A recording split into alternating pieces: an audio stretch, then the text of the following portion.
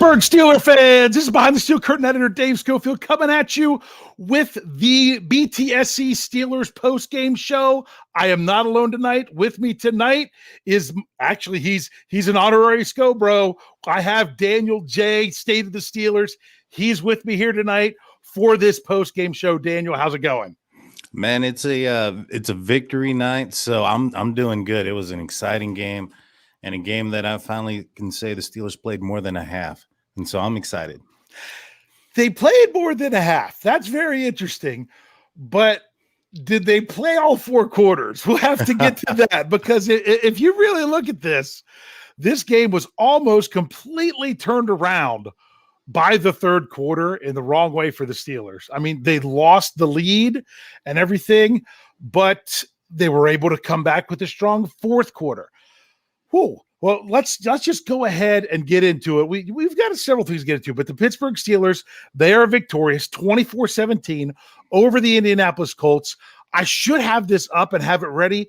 This extends the streak of how many times they've beaten the Colts in a row. I think this makes it 8 now.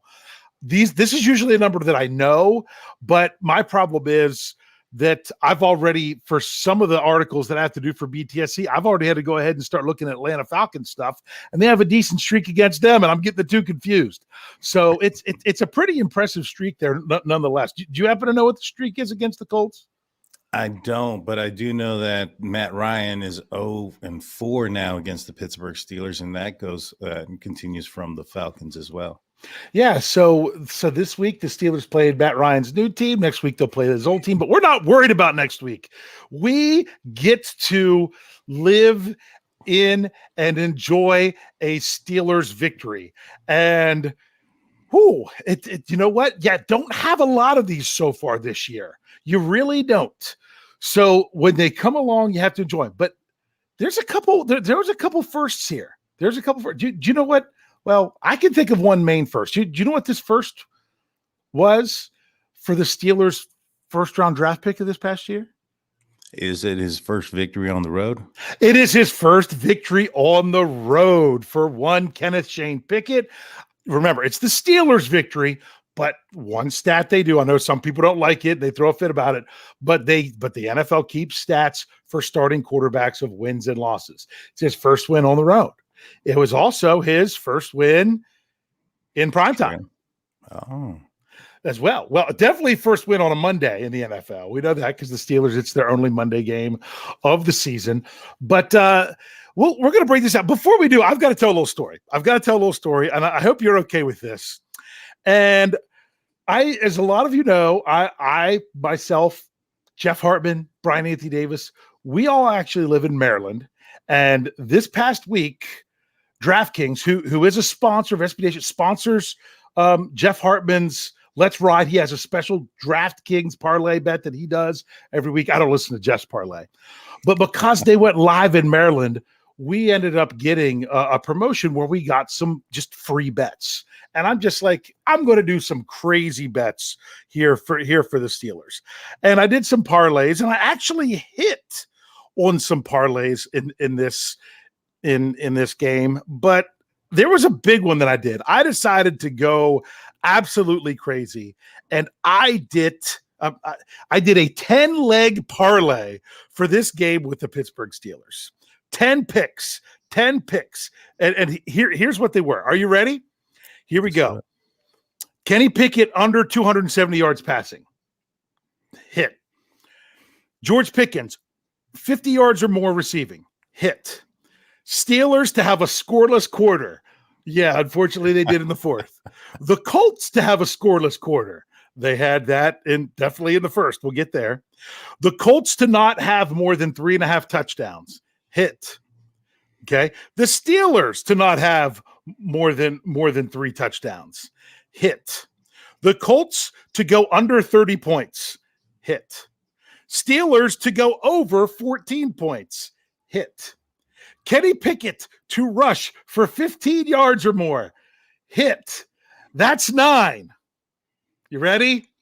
What's a 10? Pat Freiermuth, 50 yards receiving. Ooh. You didn't get it. 10 means nothing. That would have been a $500 win. Instead, it's nothing. But I just thought that was that. I thought this game was going to be more low scoring than this. How about you? Were you expecting even? I wasn't even expecting anyone to get to the 20s, but the Steelers made it to the 20s. So was this kind of how it played out for you? Well, my prediction was going into this game was 17-9 Steelers.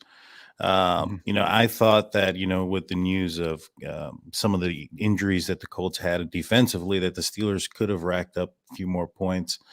But, I didn't think that they were going to get over, 30 or over 30, but I did think that they would hit that 20 mark once that that injury report came out. But I thought they played fantastic. Yeah, well, the Indianapolis Colts, they're believe it or not, they're a top 5 defense going into this week. Now, a lot of people could say, oh, that has to do with some of the teams that they've played, which very well could be it. I don't, they play in the AFC South. So you know what's kind of going on with some of those teams. But hey, even Jacksonville knocked off the Ravens this week. They held the Eagles under 20. Yeah, and they held the Eagles under 20. I mean, and was leading in that game all the way up until the final 2 minutes. So the Colts defense has been playing well this season. Now, they also lost a key defensive player. That was in the second half.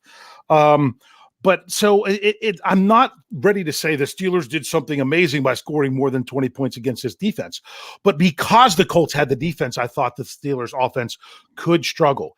And I will be honest with you, I still feel as well as the Steelers offense did in the first half, it was still a bit of a struggle. They settled for 3 field goals. 3 field goals. And even on one drive, they were in field goal range and a sack took them out of it where they had to punt. Right. So I would have liked to have seen the Steelers. They completely outplayed the Indianapolis Colts in the first half. They really did. If you want to look here, let's go ahead and break down some of the first half numbers to show what the Steelers, how much they outplayed the Colts in the first half. First downs, 16-4. The Steelers had the advantage.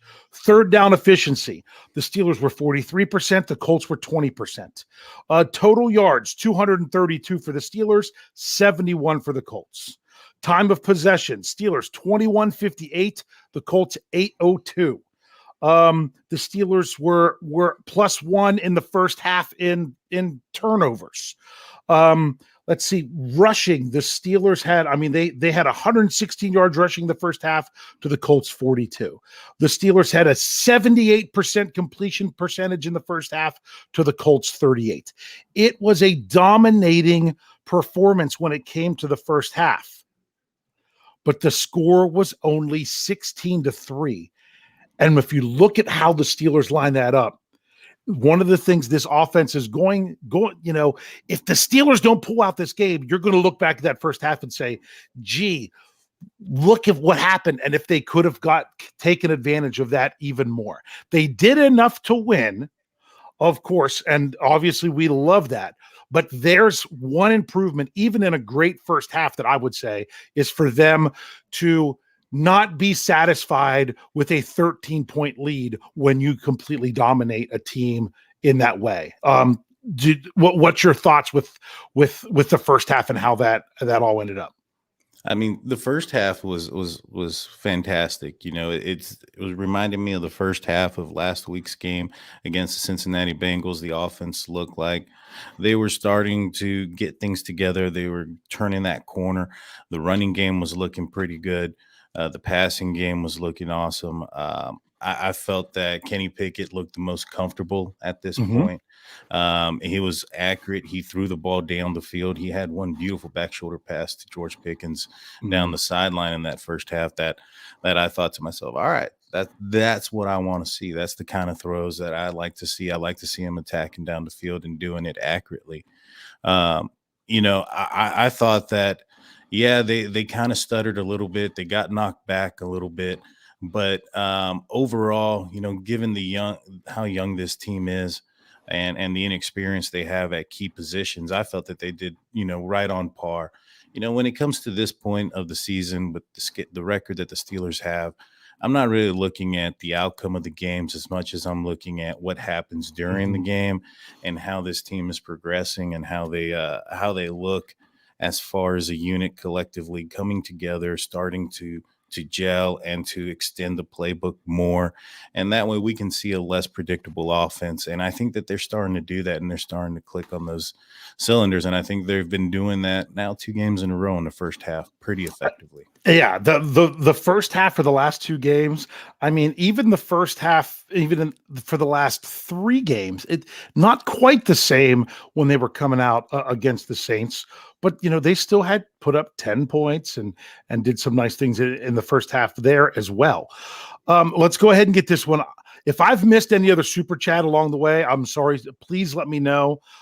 Because I'm also trying to make sure we have our numbers and everything here as well. But I know I've got this one, $9.99 the tip jar from Wilson Pava. Says, here we go, Steelers, unbeaten versus Indy since 2008. An important win. Hopefully it's the start of a streak. Only team above 500 we face is the Ratbirds, and those are always close. 9-8 on the way. Question mark. You know what? As much as I would love to look at the Steelers' overall schedule and record at the end of the season, I really feel right now, for me, I just want to say, can they win the next one? Can they win the next one? Can they win the next one? And as Mike Tomlin said in the post-game press conference, this is a short week now. They now, one less thing. Tomorrow there will be a Mike Tomlin press conference. The players have the day off. They'll be right back out on Wednesday. So could the Steelers do that? Absolutely. But the only way they're going to get there is to win the next one. I mean, if you're talking 9-8, that means how many games they got left now? They've got 6. You're talking about going 5-1 for the rest of the way. I'm not ready to go that far because they came through with this win. All I know is that I have confidence that they could also get a win next week. And then after next week, I'll look to it. What 9-8? What do you think about that, Daniel? I mean, I think it's quite possible. I try not to look too far ahead of the schedule, but playing the NFC South, and really, only having the Baltimore Ravens as the only team with a winning record, really does give you hope.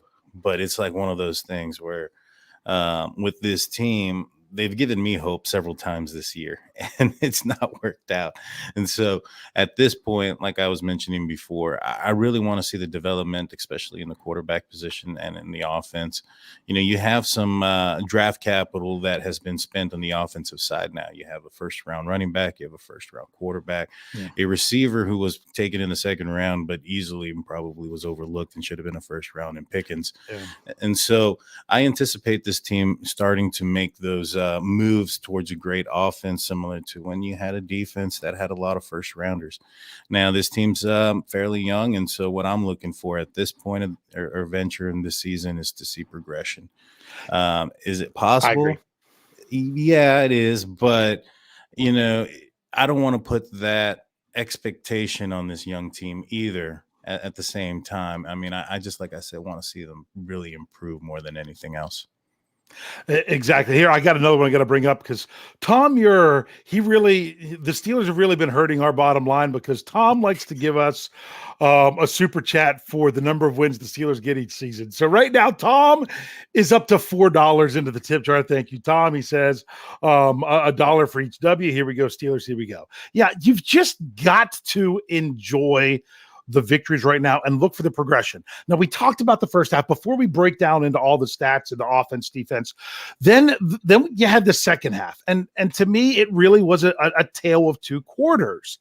Again, in the third quarter, the Pittsburgh Steelers offense sputtered again. But before that even happened, you had the huge kickoff return. Was it 80? I'm trying to find it. The exact amount on the coming 89. Out of the second half, 89 yards all the way down inside the red zone to the 19-yard line, set them up for in 4 plays. The Colts had a touchdown, getting right back into it. So special teams, Coach Tomlin mentioned that about the kick coverage. I hate to put so much on one guy, but I'll go ahead and ask you, Daniel. is Miles Boykin's contribution as a gunner and a guy on punt team and on kickoff team, is it that missed that the Steelers were struggling with the kick returns tonight? I mean, it has to be. I mean, you look at 225 yards total on kick returns, not just that 89-yarder, but they had a 45-yard return as well by Rodgers during the game. It's definitely, a lot of people harp on, hey, this guy here, he's just a special teams player. That guy here, he's just a special teams player. They have no value on offense and defense. And well, this is a game where we see their true value. Benny Snell was playing a lot more football on the offensive side, in which I think he had a fantastic game. But that also probably does have some kind of hindrance in his fatigue and his stamina when it comes to playing and covering those kickoffs and punt returns as well. And That's a good point. I definitely do see that as an aspect of it. And it was a huge aspect because it definitely got the Colts back into this game. I mean, if it wasn't for that, this would have been a runaway. That was a big turnaround. And in that moment, I'm just like, don't tell me this is going to happen again. And that the Steelers were going to come out flat in the third quarter and things were going to start to fall apart there. It just seemed like too much of a recipe from the week before, especially when you look at the offense.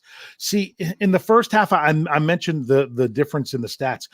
Matt Ryan had a passer rating of 14.6 in the first half, as he was 5 of 13 for 36 yards.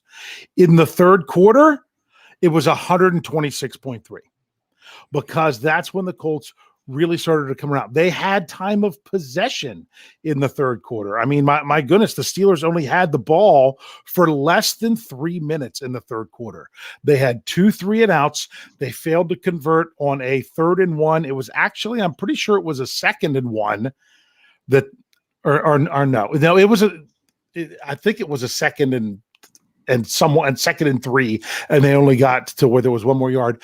The one thing I didn't like about that is they came to the line, ran it quick. Don't mind that. But on a 3rd and 1, they ran a run play out of shotgun.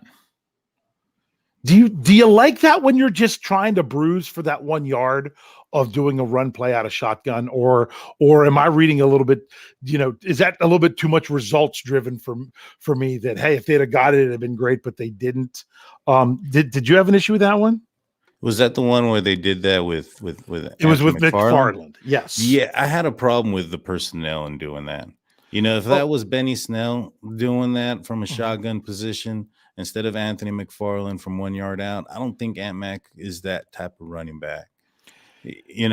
That bruiser, that guy that's going to get you that 1 yarder when the defense is expecting a possible run. Yeah. And so I think that may have probably led a lot more to it. But I did notice in the second half that this team was running. It almost seemed like they ran the same running play twice in a row, and I think they did that 2 different times. Mm-hmm. And I found that to be extremely frustrating. Yeah, well, I mean, honestly, sometimes you run the same play in a row and you catch them off guard. That's true. That is something you can do. Does it always work? Not necessarily. I know there was some tape floating around where you could hear on the TV where some of the Colts players, they're running the same play. Well, you know what? They were running the same play effectively. Yeah. So that was one thing. And I know what you mean, because with McFarland in there, I think it does, running out of shotgun isn't as bad. The reason I think running out of shotgun is very effective when the other team isn't sure if you're going to run or pass. I think when you're going quick on 3rd and 1, they were really ready for the run, and that's why they were effective at stopping it. I would have been much more happy for Kenny Pickett to go under center and sneak it, but who's to say they wouldn't have, as soon as he was under center, be completely ready for that as well. But that was their first missed conversion on a 3rd down. Then on their second drive, it was a 3rd and 2, and that's when Pickett threw the ball for Pickens to catch it going to the ground. And on the replay, it just looked like his arms weren't turned. I mean, he didn't look like he was catching it in a natural way. So, and I would consider that a drop on that one, and that killed that drive. So once again, it's the Steelers were doing well for a couple plays and setting themselves up with 3rd and short, and just weren't quite coming through with that at the worst possible time. Any other things to say about the 2 3 and outs in the third quarter? Well, I think that's just the struggles of a young offense. I mean, you're gonna have those issues. With George Pickens dropping that one ball, not getting his hands around. I've kind of noticed that about him sometimes. He seems to get a little overconfident, and perhaps where either he's trying to catch one-handed or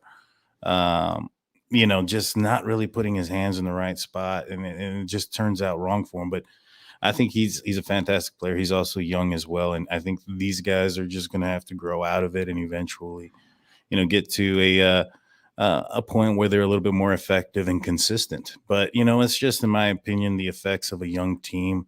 Those things are going to happen. There's some growing pains, and regardless of how many games we are into the season, this is still Pickett's 7th game as a starter. And so it's, a lot of the competition that he's playing against have been playing for the entire season. And so he's a little bit behind the 8 ball when it comes to that as well. But, it's frustrating as those things are difficult to see. You think that the Steelers put themselves in an optimum position, 3rd and 2, 3rd and 1, and they can't get the first down. And it really put the defense in a terrible hole. I mean, we were able to see what the Colts were able to do in those situations. It seemed like the momentum was starting to shift in the wrong direction. And it just really felt like, man, here comes the status quo again, so to speak, where, the team does well for half a game and then they start struggling offensively in the second half. But, more than anything, I'm glad that this team bounced back and they were able to turn that around, because that's something that this team needed to do. Up until that point, or up until this point, they haven't been able to do that. They haven't turned it around once things started to roll downhill.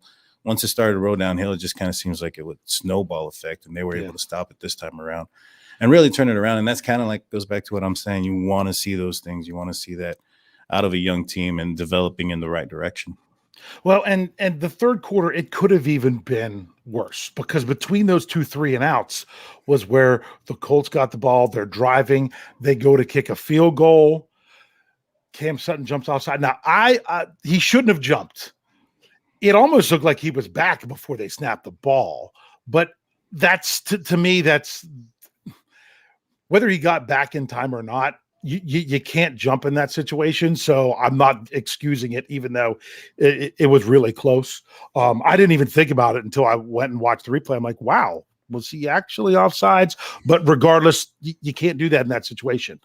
I actually put out a tweet. I'm like, do you realize that Cam Sutton jumping off sides actually saved the Steelers 3 points? Because ultimately, they get what you thought was going to be the stop at another field goal, but you had the pass interference on Minkah Fitzpatrick, which at first look, I didn't think was pass interference, because he had the black sleeve on that was going around the blue jersey around the waist. I didn't see his arm around the jersey. I mean, I don't know. Maybe he didn't have a black sleeve on. He didn't have a white sleeve on. Maybe I should say that, or maybe even had no sleeves. But then they get the fumble. They get the fumble recovery. So that was a huge play there. Good job, Chris Wormley, for not just thinking that Matt Ryan's definitely falling on it to get it, because everyone watching on TV, and maybe not everyone, but most people watching on TV and in the stadium, the way Matt Ryan fell down, you just assume he fell on the ball, but he couldn't bring it in, and Wormley stuck with it and got it. And that was just think of the difference in that. If they scored a touchdown there, they're getting 21 points in the third quarter, not 14. So even though the Steelers turn around, have another 3 and out, the Colts score right before the end of the quarter. The Steelers' last 2 plays of the third quarter is an incompletion to Pickens on the sideline that he bobbled just a little bit to make it be the incompletion, and a 1 yard run. So they're coming out of the break of the quarter looking like it's going to be another 3 and out. And everything changed from that moment. That it's at that moment, it almost felt like the Steelers are like, oh no, this quarter is ours. They got the conversion on the long third down, and got 15 yards beyond that for roughing the passer.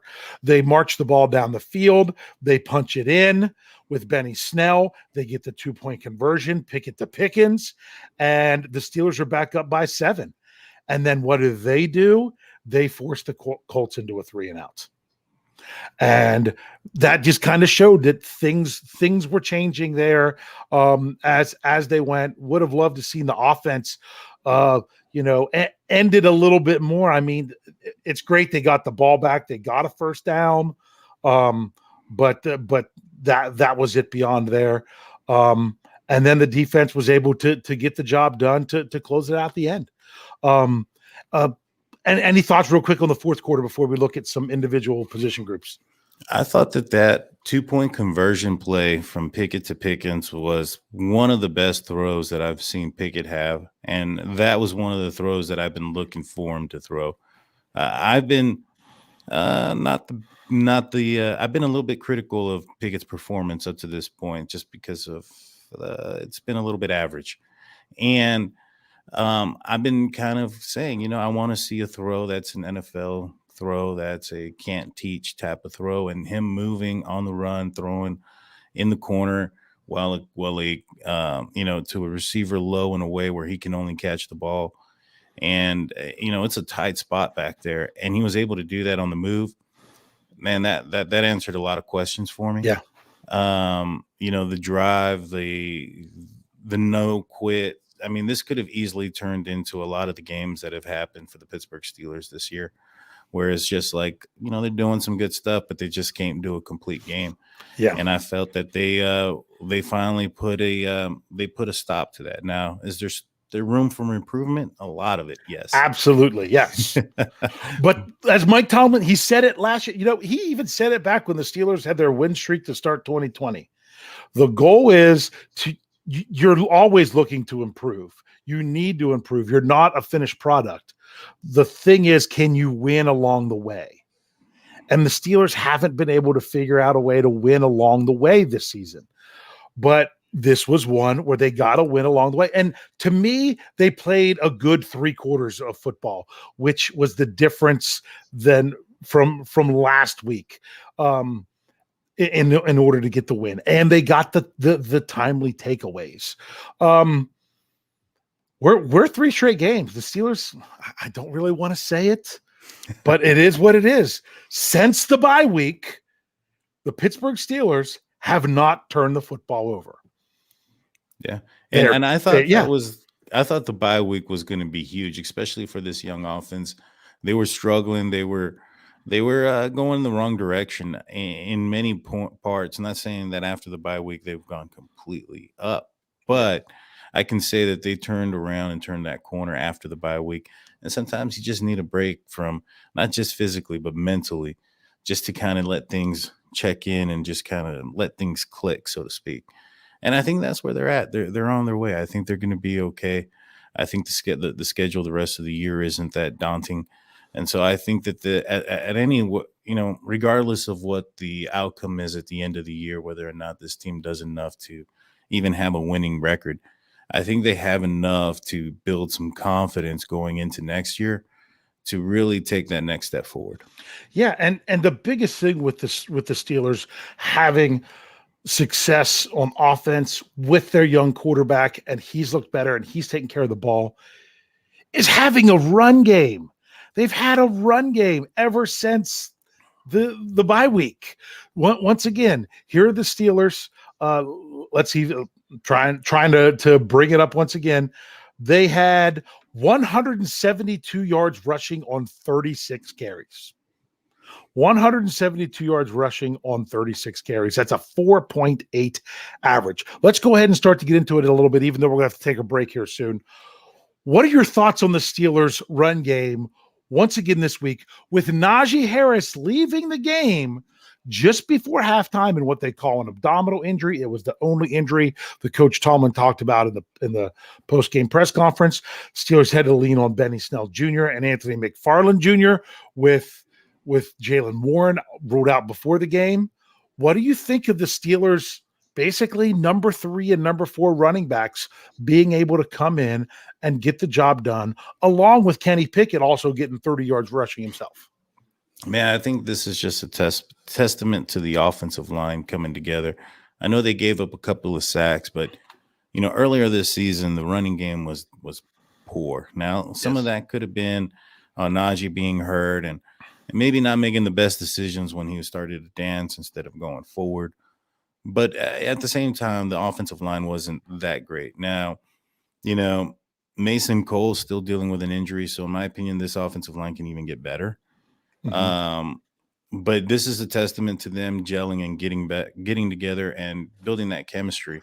There was a lot of turmoil earlier on this season, and I felt like a lot of it had to do with the fact that you had two interior offensive linemen that it was their first year on the job here with the Pittsburgh Steelers, and Mason Cole and James Daniels. And Daniels is probably the captain of the offensive line. And so him being here for the first year was going to take some time for this team to get together, for them to gel and start working collectively as a unit. And I think we're starting to see that. And we're starting to see more of how this team can run the ball as well.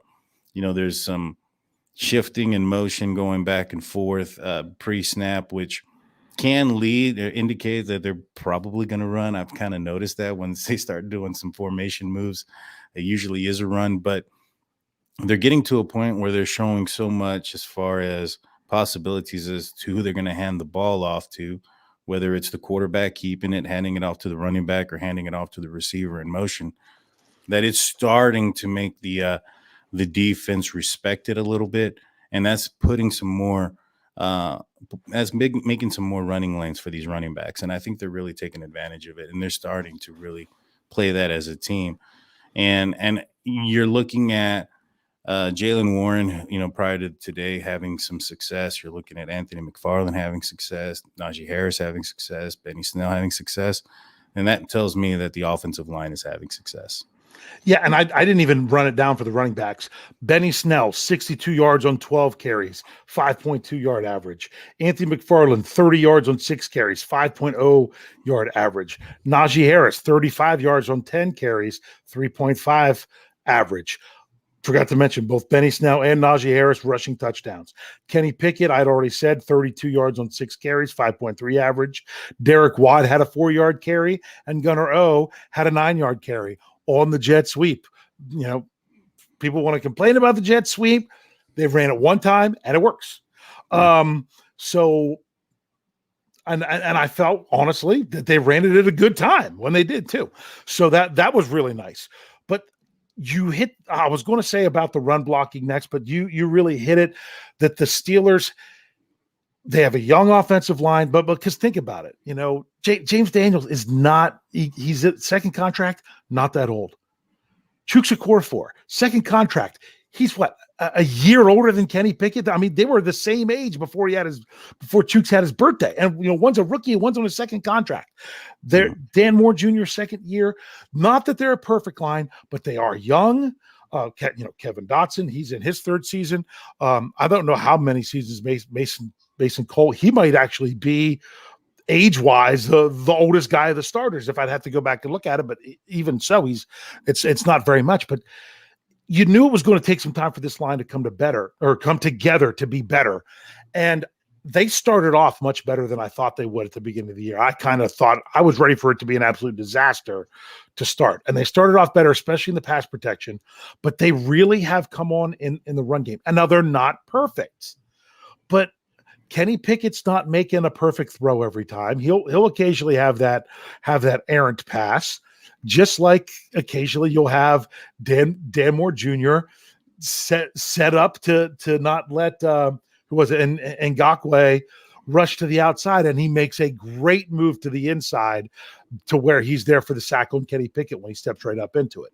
That's going to happen. You're not good. It's not like they're going to hold the pocket for 10 seconds every play, and it's not like there's going to be a 5-yard wide hole to run through every play, but they are doing some really nice things a lot of the time, and that's really the key, I think, when it comes to offensive line. Let's transition. What about the pass blocking?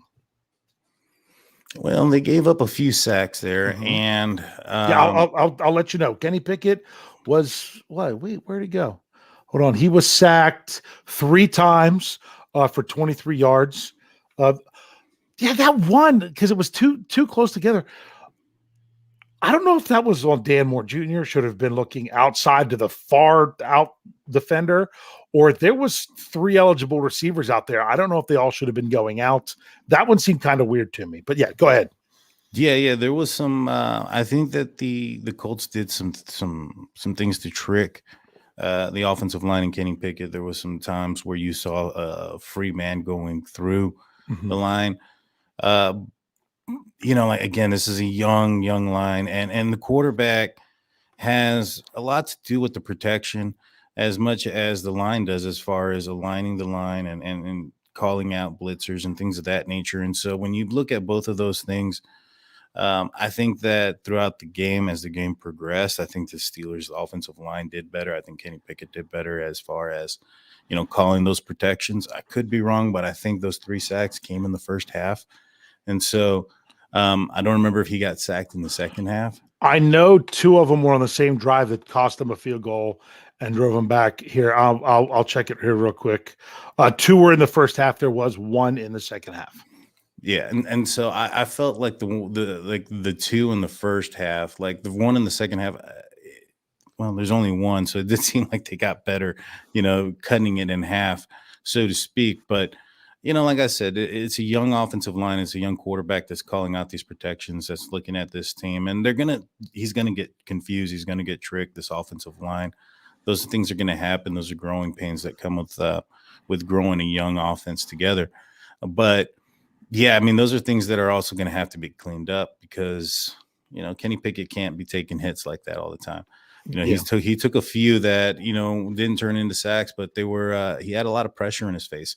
And that's the other thing that is really shining through when it comes to Kenny, is that you really can't blitz him because he can find the hot route and the open guy and get the ball out quick enough when he reads the blitz, and he can hurt a team. And so I think the offensive line is doing better.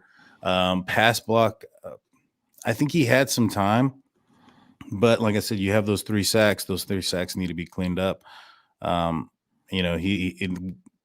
would prefer to maybe around 1.5 per game, given, like I said, this is a young team and a rookie and young players in key places.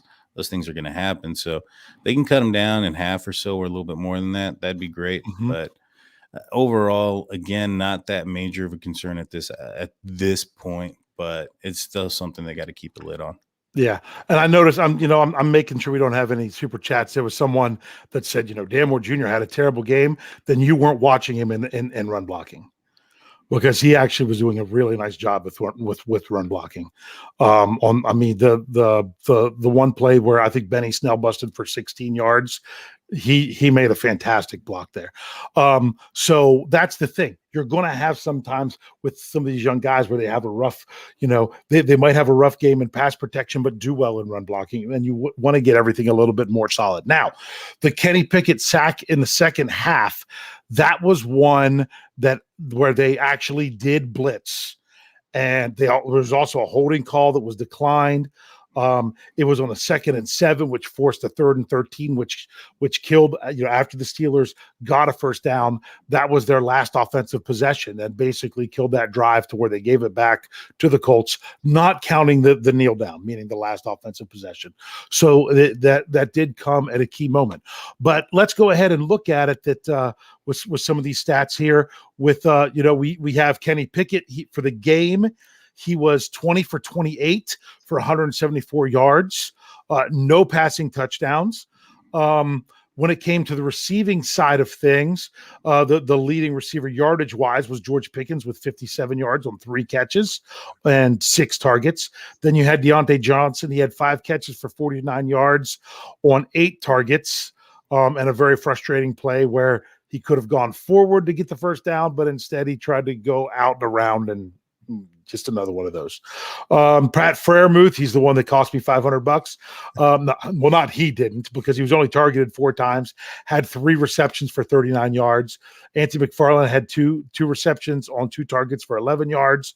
Steven Sims targeted 3 times, 2 receptions, 9 yards. Benny Snell, 1 reception, 6 yards. All these guys were just targeted one time. They had one reception. Najee Harris, 1 reception, 4 yards. Cody White, 1 for 2. Derek Watt, 1 for 1. And Zach Gentry, 1 for -4. What's your overall thoughts on the Steelers' passing game to kind of tie up the offense before we take our break? I mean, I think that you want to see more. You want to see more than 174 yards total passing. You want to see the ball go into the end zone through the air at least once. And I get it. You want to see more. But they did enough to win this game, and they did enough to show progression, and they did enough to show me that they're on the right track. Yeah. I personally would have liked to have seen, Pickett somewhere around the 250-yard mark. At least 1 touchdown. But the biggest stat there is no interceptions, no turnovers. And so when you look at what they were able to do with that as a big key, stat there, no turnovers, and then you end up coming up with the win. The rest of it is just, the cherry on the top, so to speak. I think they did what they needed to do. They had a game plan, and they were effective in their game plan, and they won the game. I think that Diontae Johnson caught a ball, went backwards at one point. Yeah. He had another one that he dropped in the end zone that was really in his hands. Yeah. And so, a lot of people were saying, coming into this week, hey, you got to get Diontae Johnson involved more. You got to get him involved more. And I'm not against that opinion. However, I don't know if you've noticed, but the more we've gotten away from Diontae, the less drop balls there have been, in my opinion. I know what you mean, but Jeffrey Benedict brings this up a lot. When Diontae Johnson is targeted, I think it's double-digit targets. I don't know exactly what his number is. That it's actually when the Steelers' offense is worse. When he gets targeted too much, and he did a lot with Ben Roethlisberger with this. When he would lock in on Diontae Johnson and look his way, the offense was less efficient. So I understand that, Diontae Johnson, he gets open and everything. And he should be getting the ball thrown his way, but so should George Pickens. And honestly, so should Pat Freiermuth. All these guys, and there's only one football for all these, for all these guys that are out there to catch it. So I think they did a good job of getting the ball more. You can't complain that he doesn't have a touchdown when he didn't come down with it. I don't know that I would call that a drop.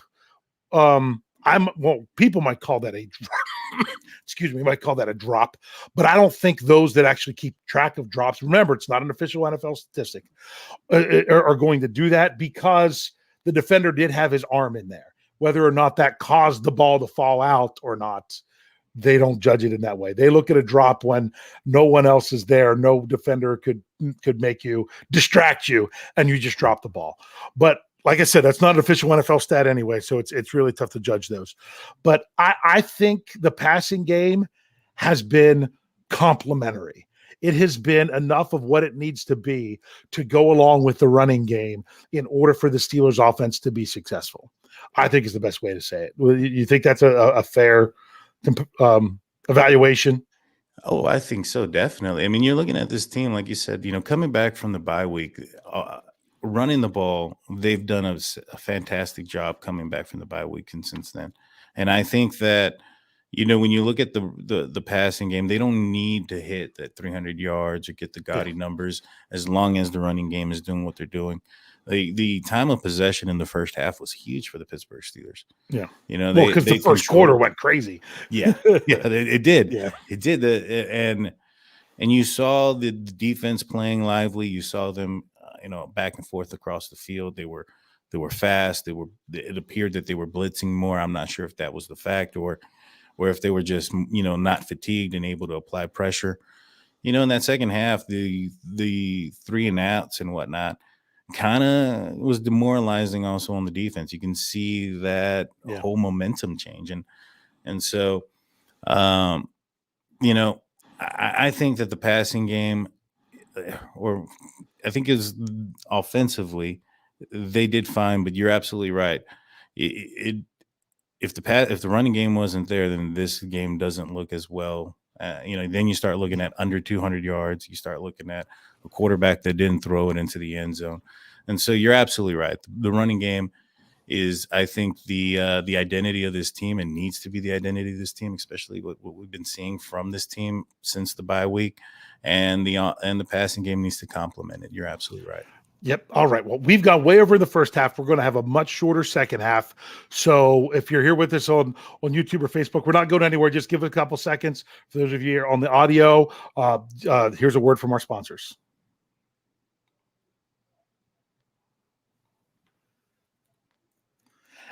And we are back, Pittsburgh Steelers fans. As Daniel likes to say, thanks for sticking with me through the break.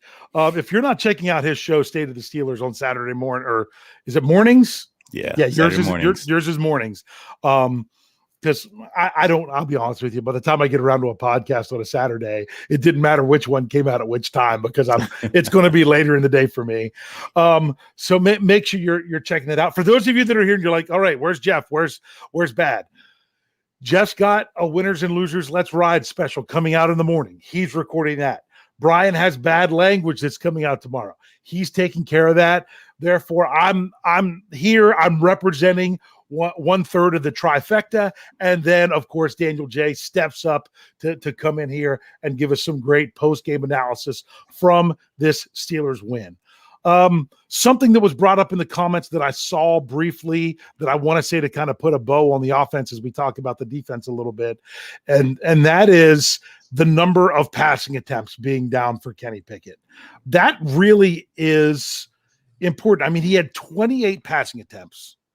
He was sacked 3 times. So that was at least 31 drawbacks, but he also had some running play. He had, of his 6 running plays, I think at least 3 of them were scrambles. I know of 2 that were definitely designed quarterback draws. At least 2, maybe a third. I might be off with my number a little bit. But that I also felt that when he took off with the ball on a pass play, it was less about the protection and more about guys being covered.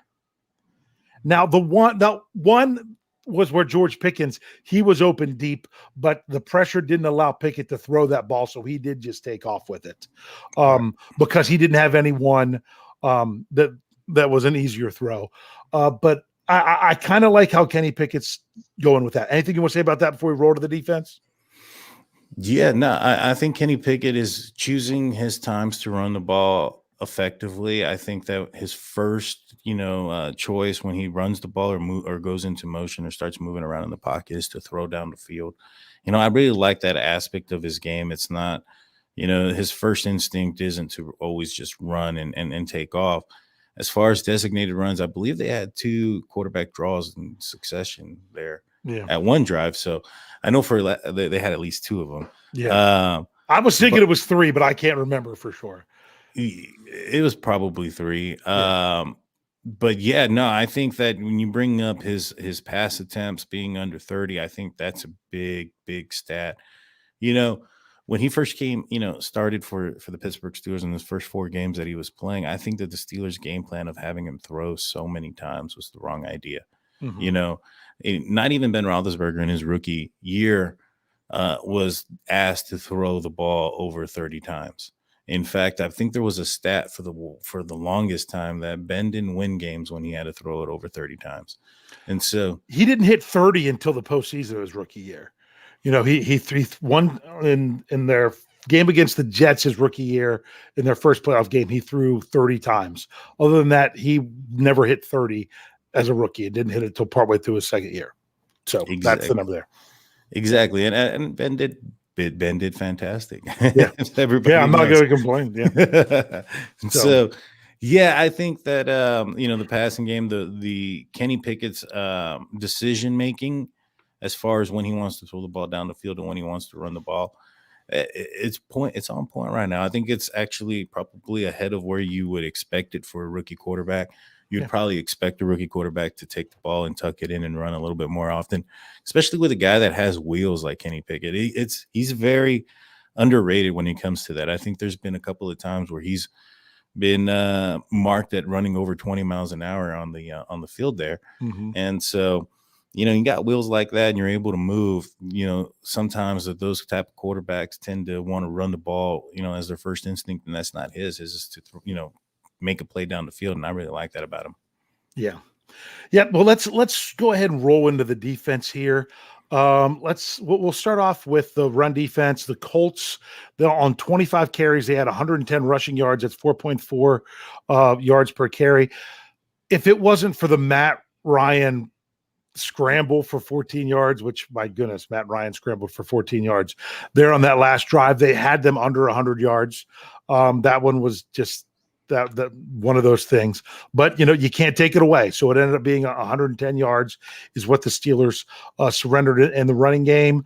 The leading tacklers for the Steelers was Devin Bush, had 8 total tackles. Minkah Fitzpatrick had 7, as did Miles Jack, Terrell Edmonds 6.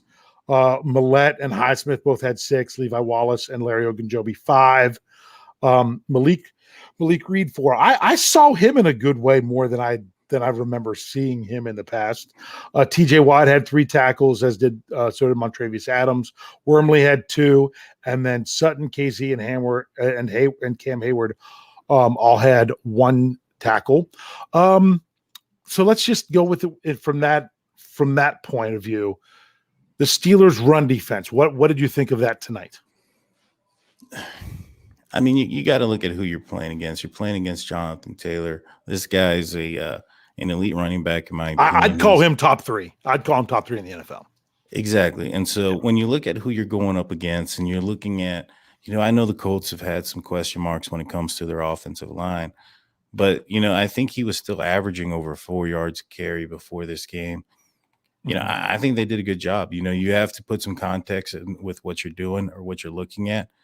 And you're looking at a top tier running back in this game.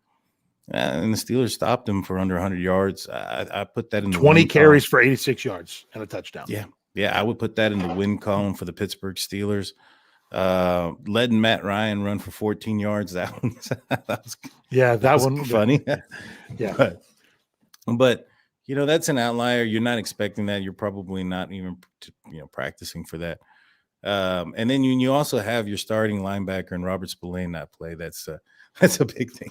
Was that a negative? A lot of Steelers fans might say, or were a lot of people happy? There was still people at BehindTheSteelCurtain.com, your one-stop shop for all things Pittsburgh Steelers, in the comment section, who love Mark Robinson saying, "Oh, this is going to get a game when he comes on." I'm like, do you really think he's going to? Because he got a helmet because Spillane was out. Do you really think he's going to see any snaps? I don't know that Devin Bush left the field the whole game. I thought maybe they would even use someone like a Marcus Allen in obvious passing situations like Spillane. I don't think they did that at all. I think they stuck with their guys. But I think they were more focused on the run the whole night when it came to the linebacker position. And Jonathan Taylor is a good running back. He is. And it's not like the Steelers shut him down. I wouldn't call this a dominating run defense performance. They hadn't given up 100 yards total in the last 2 games, added together, and they gave up 110 tonight. So it wasn't the same, but to me, that was strength on strength of this game. It was the Colts rushing attack and the Steelers rushing defense. And the big thing is, 110 yards, but the most important thing was honestly 24-17. When it came down to it, they did enough in the rush defense to get it done. Oh, for sure. Yeah. For sure. Yeah. And like I said, this team, with so many few wins that have come in the win column this year, there's just so many positives to look at this game. It's like, you can't go into this game and say, oh, they barely won or they beat a poor team.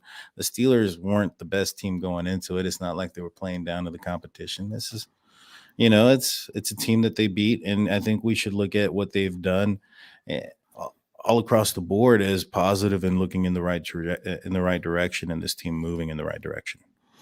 Yes, and now let's transition into the passing game. I'm gonna do it all together, not just the secondary, the pass rush. We'll look at it all together. And it was Matt Ryan was 22 of 34 for 199 yards. He was sacked 3 times. He had 1 touchdown, 1 interception, a 77.9 rating. Leading receiver for the Colts was Jelani Woods. tight end. I'm pretty sure he's a rookie tight end. 8 receptions, 98 yards on 9 targets. Then you had Michael Pittman Jr., who had 61 yards on 7 receptions, but 11 targets. Other than that, Mo Alley Cox had 14 yards on 2 catches. Paris Campbell had 14 yards on 2 catches, and Jonathan Taylor had 12 yards on 3 catches. It was pretty much the 2 receivers that did the damage, any kind of damage against the Steelers there. When it came to the Steelers defense, they had 5 pass defense. Devin Bush had 1. Levi Wallace had 2. Cam Sutton had 1. James Pierre had 1. See, TJ Watt got his hand on a ball at the line of scrimmage, but it ended up being caught, so I guess they don't count that.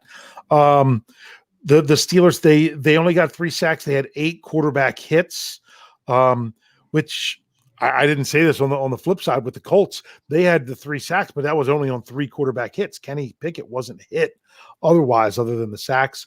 And like I said, of the 3 sacks for the Steelers, it was Terrell Edmonds, Arthur Millette, and Alex Highsmith. So 2 of them came from the secondary.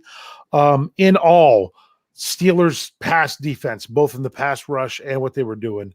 Overall thoughts on that for tonight?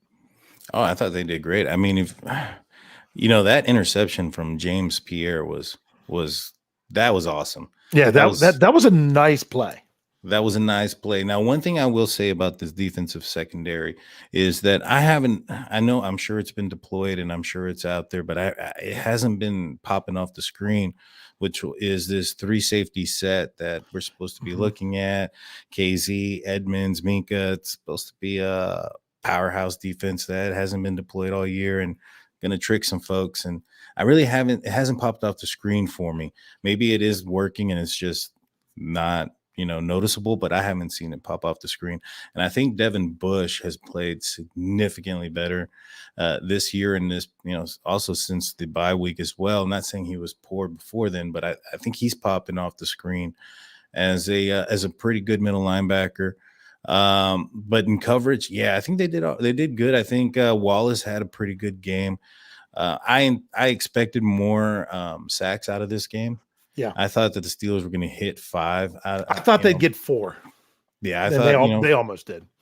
They almost did, but Matt Ryan, you can't take it away from him. His ability to just slightly move in the pocket to get out of the way was shown tonight. I saw that several times where I'm like, oh, we got him, and he just moves a little bit in the pocket, and just the slide, just the shift is kind of all he's got to do, and just enough to get out of the way. And I don't know about you, I could tell he was specifically paying attention to TJ Watt when he threw that one ball way out of the end zone, and a couple other times.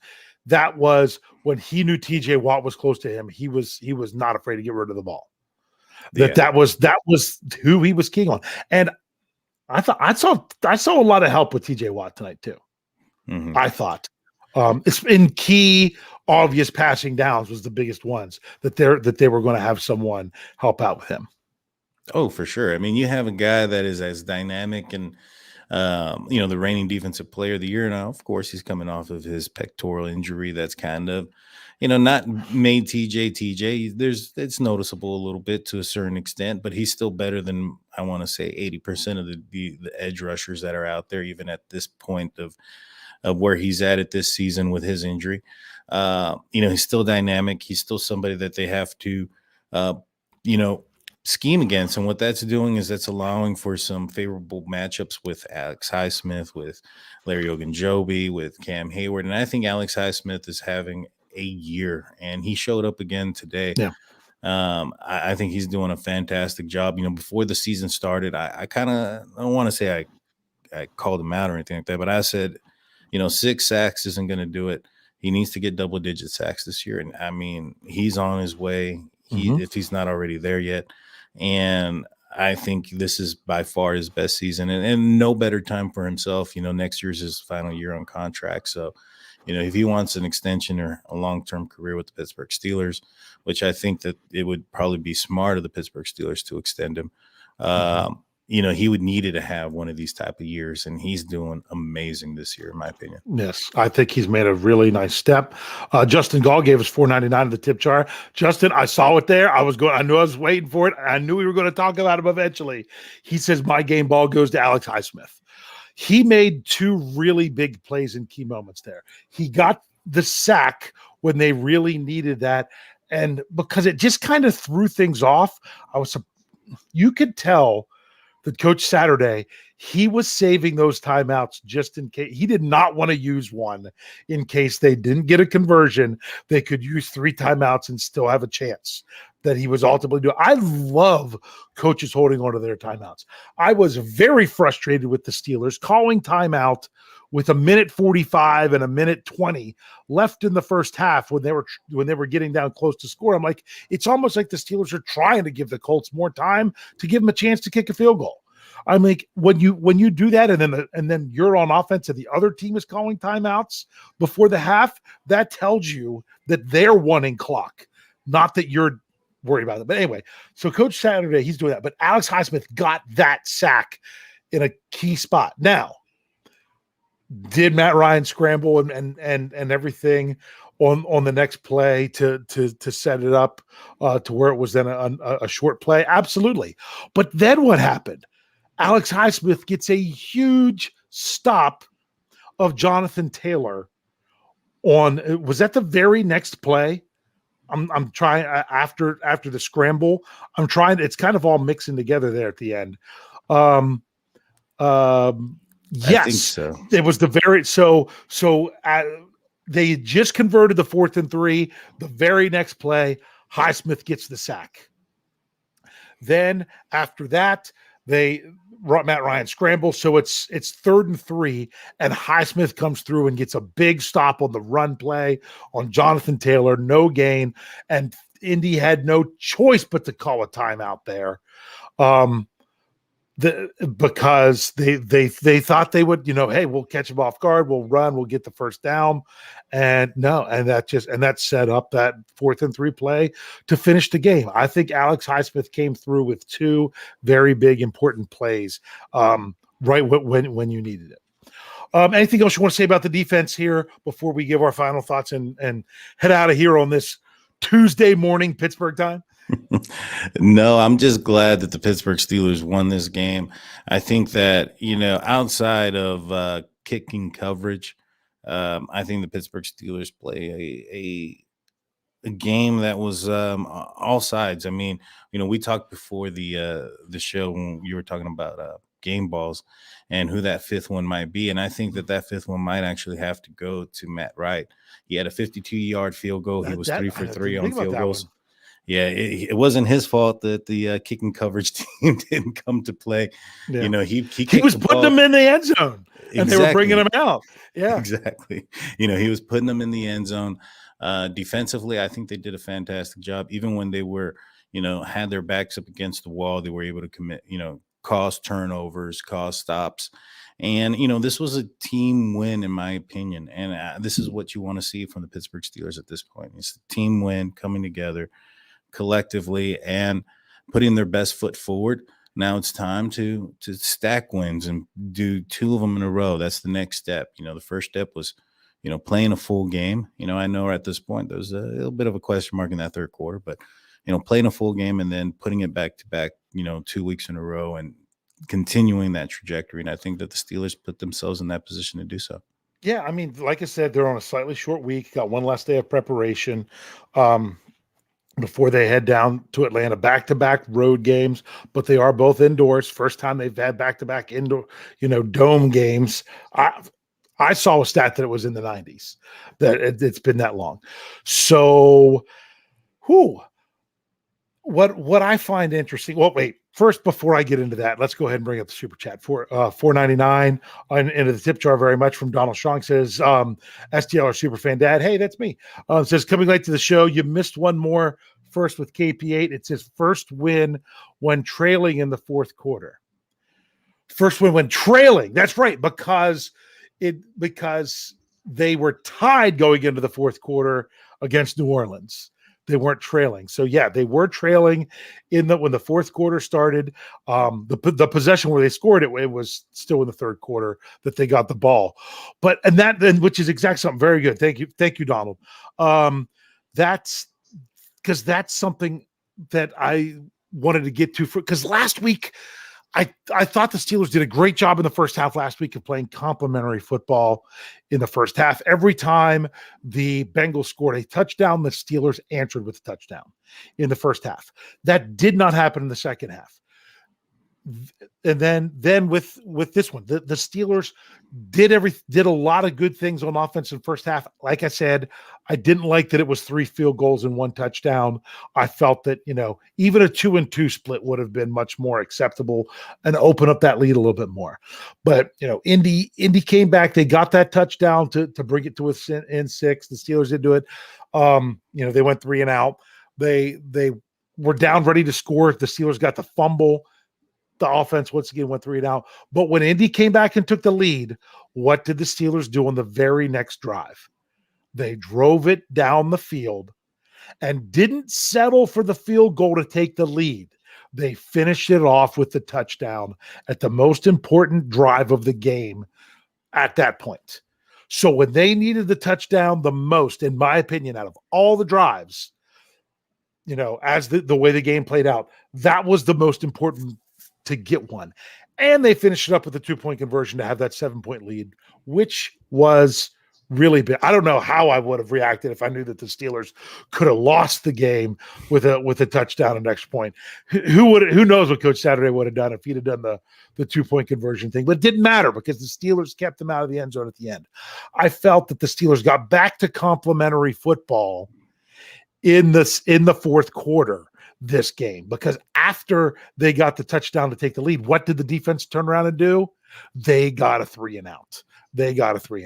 So this is something to build on. Still not perfect. Still things the Steelers can do better on offense, be a little bit more efficient, but they are definitely making progress again. The defense, you can't complain about that first quarter. That first quarter with defense, 0 yards given up, was absolutely amazing. But this is the NFL. You can't do that for 4 straight quarters. But the defense came through, got the job done. Concerned about the kick coverage is a big thing to really grow on. But enjoy this win, Steelers enjoy this win. Make sure you're checking out BehindTheSteelCurtain.com, your one-stop shop for all things Pittsburgh Steelers.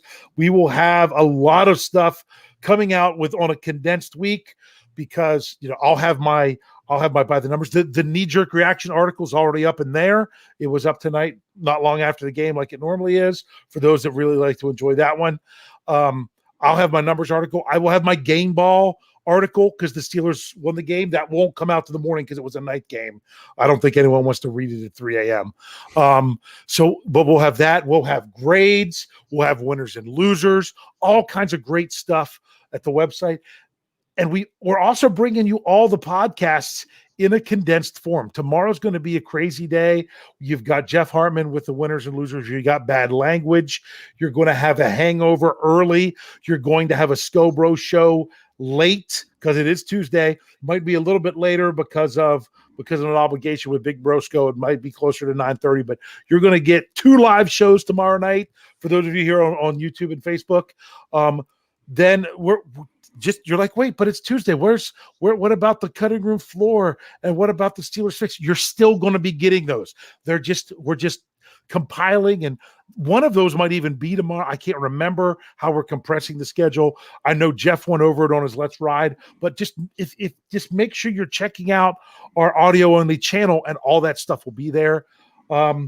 Daniel, I'm going to give you the last words if you want them here, but before I send us off, if you have anything else that you want to say about this game and about this team right now. Man, I'm excited about this team. I'm excited about the direction that they're heading into.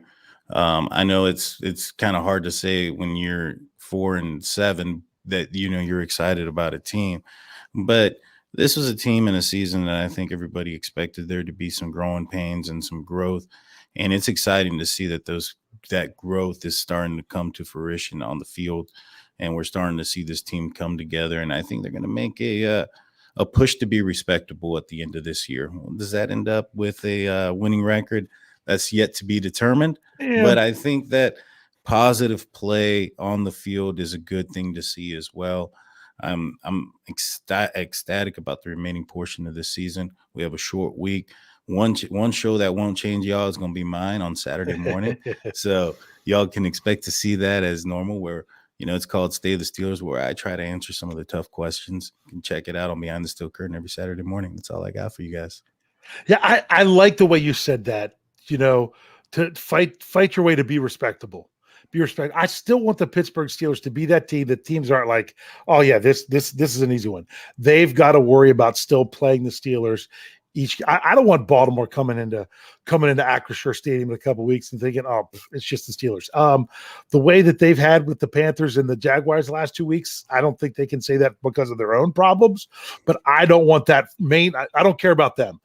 I don't want that from the Pittsburgh Steelers. I don't want them to be a team that everyone thinks, oh, well, yeah, we got this one. No, respectable. I think you're right on there. Thanks for hanging with us for a late show. We went a little bit long, but man, it's exciting to get that W in prime time. It really is. And make sure you're checking out everything that we've got coming. I'll be back on soon. Daniel will be here on Saturday. And thanks for joining us, and go Steelers.